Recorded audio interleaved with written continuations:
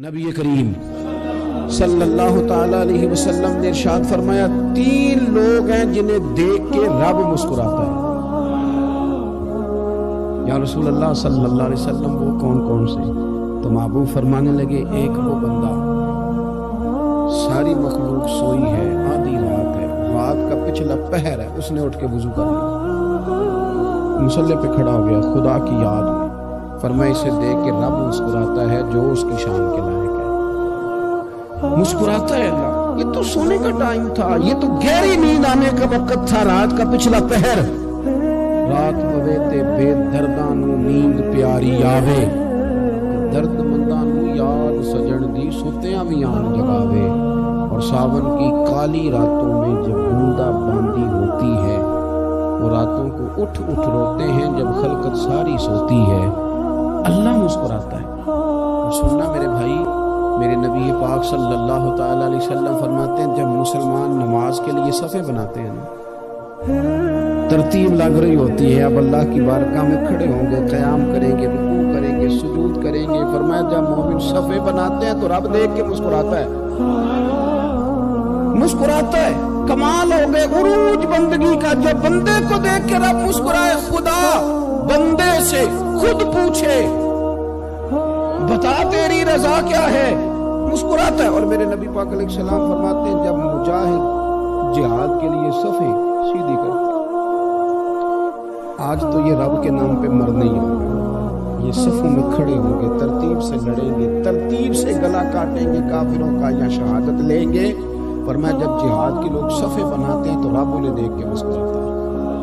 کتنے نصیبوں والا وہ بندہ ہے جسے دیکھ کے مسکرا دیا۔ او یار کبھی تیرا بیٹا تیرے سامنے مسکرائے نا چھوٹا، تو تیرا دل باغ باغ ہو جاتا ہے۔ تیری ماں بیمار کسی ایک دن صحیح طرح ہنس پڑے تو طبیعت خوش ہو جاتی ہے۔ مجھے بتاؤ نا جس کا رب بھی اسے دیکھ کے ہنس پڑے، جو اس کی شان کے لائق ہے، کیا اس بندے کے نصیبے ہیں، کیا اس کے مقدر ہیں۔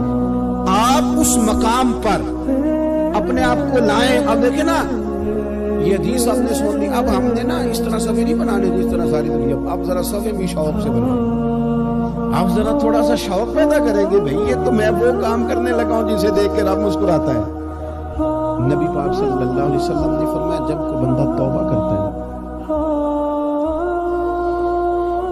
ہم توبہ کا رٹا لگاتے ہیں، یا اللہ میری توبہ یا اللہ۔ اور توبہ کا تو مطلب یہ ہے کہ پچھلے گناہوں سے پکی توبہ، آج کے بعد یہ غلطی نہ کرنے کا پکا وعدہ۔ تو نے ساری شب برات رو کے گزاری ہے، بتا سویرے جھوٹ جوڑنے کا ارادہ ہے تیرا؟ آج کے بعد رشوت تو نہیں نہ لے گا، ملاوٹ تو نہیں نہ کرے گا، یہ توبہ ہے۔ اور اگر سارے کام اسی طرح کرنے ہیں تو پھر یہ توبہ کا رٹا ہے، جتنا مرضی لگاؤ۔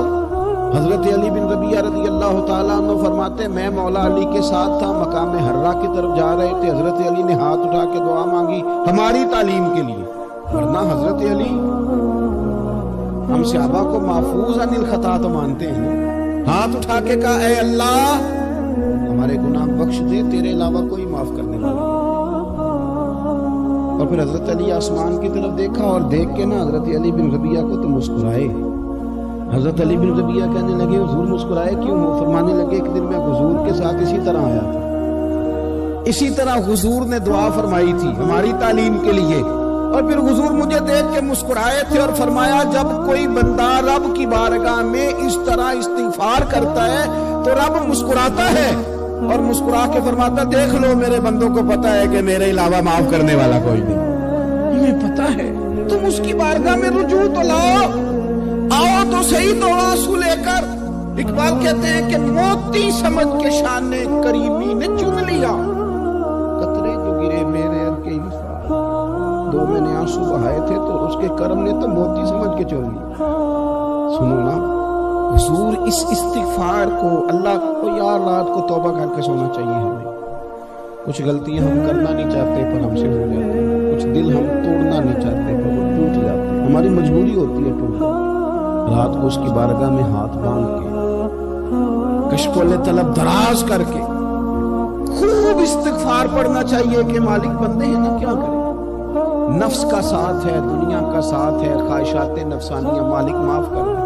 درد سے توبہ، رسم نہ ہو، کہانی نہ ہو، لفظ نہ ہو، جملے نہ ہو، اور جناب ایسے لوگوں کے بیچ بڑے ہاتھ باندھ کے اور بڑا کوئی ضرورت نہیں، آپ اکیلے اپنی چارپائی پہ بستر کے اندر منہ دے کے بھی درد سے کہیں گے نا معاف کر دے تو وہ تو مہربانی بڑا ہے۔ میرے نبی پاک صلی اللہ علیہ وسلم مثال دیتے ہیں، فرمایا ایک آدمی صحرا میں جا رہا، صحابہ سے حضور خطاب کر رہے ہیں، فرمایا ایک آدمی صحرا میں جا رہا تھا، اس نے اپنی اونٹنی پہ کھانا پانی پیسے ہر چیز رکھی ہوئی تھی، صحرا تھا بہت بڑا، درمیان صحرا کے گیا تو تھوڑا سا سستانے کے لیے آرام کرنے کے لیے اونٹنی سے نیچے اترا، اب اس نے اونٹنی کی لگام اونٹنی کی نکیل اپنے سرہانے کے نیچے رکھی، ہاتھ کے ساتھ پکڑی اور سو گیا۔ تھوڑی ہی دیر کے بعد جب اس کی آنکھ کھلی تو دیکھا اونٹنی غائب ہے۔ صحرا میں وہ پیدل نہ آگے جا سکتا ہے نہ پیچھے جا سکتا ہے، نہ دائیں نہ بائیں، کھانے کو روٹی نہیں، پینے کو پانی کا قطرہ نہیں، تھوڑا ادھر بھاگا ادھر بھاگا، تھک گیا۔ کریم محبوب فرماتے ہیں وہ پوری طرح نڈھال ہو گیا اور مایوس ہو گیا، معاذ اللہ، مایوس ہو کے دوبارہ اسی جگہ آ کے لیٹ گیا جہاں پہلے لیٹا تھا، انتظار کرنے لگا کہ اب موت ہی آئے گی، آخری وقت ہے، نہ میں پیدل یہ صحرا کراس کر سکتا ہوں، نہ پیچھے جا سکتا ہوں، نہ کھانا ہے نہ پانی ہے، سوائے موت کے کوئی سہارا نہیں۔ حضور فرماتے ہیں وہ رستے میں دوبارہ لیٹ گیا، اچانک اس نے رخ بدلا تو اونٹنی سامنے پڑی۔ حضور نے صحابہ سے پوچھا بتاؤ نا اسے بھلا کتنی کو خوشی ہو؟ یا رسول اللہ جی سے نئی زندگی مل گئی ہے۔ آپ دیکھیں نا سارے ڈاکٹروں نے کہہ دیا کہ اس کے تو گردے معدہ جگر ہر چیز ختم ہے، گھر لے جاؤ خدمت کرو، ہر طرف پریشانی ہے۔ وہ بندہ بھی سمجھ گیا ہے کہ آخری وقت آ گیا، کل جاؤں پرسوں جاؤں، تیاری ہو گئی، سب لوگ آ گئے، باہر والے بھی آ گئے، یہ ماحول ایک عجیب رنگ اختیار کر گیا۔ اچانک ایک ڈاکٹر نے آ کے کہا نہیں نہیں غلطی لگ گئی تھی۔ مجھے بتائیے انداز کیا ہوتا ہے؟ بغیر دوائی کے بندہ اٹھ کے کھڑا نہیں ہو جاتا، او میں تو بچ گیا ہوں۔ نبی پاک صلی اللہ علیہ وسلم فرمانے لگے اس کی اونٹنی مل گئی، بتاؤ بھلا اسے کتنی خوشی ہوگی؟ یا رسول اللہ وہ تو دوبارہ دنیا میں آ گیا۔ حضور فرمانے لگے اسے کچھ بھی خوشی نہیں ہوئی۔ جب کوئی رب کا گناہگار بندہ آ کے توبہ کرتا ہے، رب کو اس سے کئی گنا زیادہ خوشی ہوتی ہے۔ میرا بندہ آ گیا، میرا بندہ آ گیا، میرے گھر آ گیا، اس نے آنسو بہائے، اس نے کہا اللہ میں تیرا ہی ہوں، تیرا ہی رزق کھاتا ہوں، تیری ہی زمین پہ رہتا ہوں، تیرے نام سے میری سانسیں چلتی ہیں۔ وہ آ گیا، فرمایا اس اونٹنی والے سے زیادہ رب کو خوشی ہوتی ہے جب گناہگار آ کے توبہ کرتا۔ گناہگاروں کے آنسو اس کی بارگاہ میں بڑے مقبول ہیں، لیکن ہم رسم ادا کرتے ہیں، توبہ نہیں کرتے، ہم اپنے آپ کے ساتھ دھوکہ کرتے ہیں، جھوٹ بولتے ہیں۔ ہم بندہ کوئی ناراض ہو جائے تو ہمیں کو نہیں نیند آتی، اس کے گھر چلے جاتے ہیں۔ ہم اپنے سارے رشتوں کو تعلقات کو مینٹین کر کے رکھنے کے عادی ہیں۔ ہمیں پتہ ہے کہ وہاں میں نہیں جا سکا تو بیٹا بھیجتا ہوں، فلاں شادی پہ میں نہیں جا سکا تو بھتیجا بھیجتا ہوں، بھائی بھیجتا ہوں، ہر تعلق کا ہم نے خیال رکھا کوئی روٹھ نہ جائے۔ کمال ہے نا، یہ نہیں سوچا کہ اگر رب روٹھ گیا تو جب وہ روٹھ جائے نا تو سارے رشتے بھی بندے کے پاس موجود ہوں تو کوئی کرامت نہیں ہوتی، پھر کروڑوں روپیہ جیب میں ہوں تو ڈاکٹروں کی دوائیاں اثر نہیں کرتی۔ وہ روٹھ جائے تو پھر انسان اس طرح سے پھسلتا ہے کہ بڑے بڑے اس کے پاس دروازے ہوتے ہیں پر کسی جگہ اس کا ہاتھ نہیں لگتا۔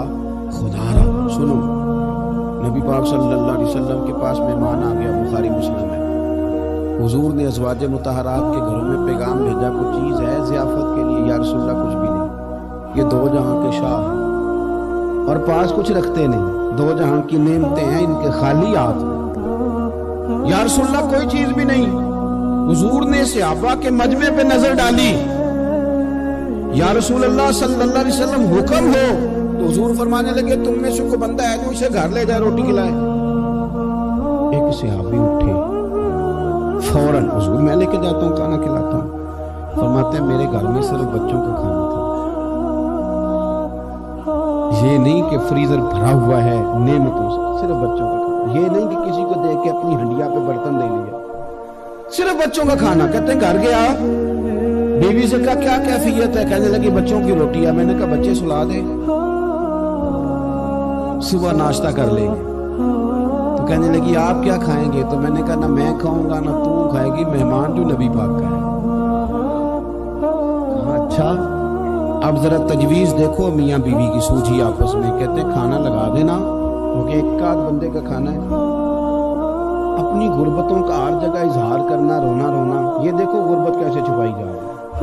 उसको कहा नहीं कि चल तू थोड़ा रहम खा, तू आया है तू थोड़ा रहम खा, ये नहीं कहा उठ के ना तू खाना रखना और उठ के ना चिराग ठीक करने के बहाने बुझा देना। हम दुनिया वालों के सामने क्यों अपने दुख बयान करें, हम जो कहेंगे रब रसूल की बारगाह में कहेंगे। तू ना चिराग ठीक करने के बहाने, अहलिया उठी खाना देने के बाद चिराग ठीक करने के बहाने बुझा दिया। खामद भी हाथ चलाते रहे, बीवी कभी बर्तन रखती कभी उठाती, पता चले कि खाना खा रहे, खाना खाया जा रहा। कहते हैं मेहमान पेट भर के खाना खा गया, ये काम हुआ रात के अंधेरे में। उस वक्त हुआ जब चिराग भी बंद था, उस वक्त हुआ जब कोई देखने वाला नहीं था, किसी पड़ोसी को भी खबर नहीं थी। फरमाते हैं सुबह के उजाले में उस मेहमान को लेके मस्जिद नबवी में मैंने कदम रखा तो नबी करीम ने फरमाया रात जो तुमने काम किया है ना उसे देख के मेरा रब बड़ा मुस्कुराया है, अल्लाह बड़ा मुस्कुराया है। अल्लाह तरदामनी पे शेख हमारी ना जाइए, हम दामन न छोड़ दें तो फरिश्ते वुजू करें, ये शान है सहाबा की। नबी करीम अलैहिस्सलाम ने फरमाया रब रात मुस्कुराया तेरा ये अंदाज देख के, और उसने कुरान नाज़िल किया वयुसिरूना अला अनफुसिहिम वलौ काना बिहिम खसासा। कुछ लोग वो हैं जिन्हें बड़ी भी जरूरत हो तो दूसरों पर इसार कर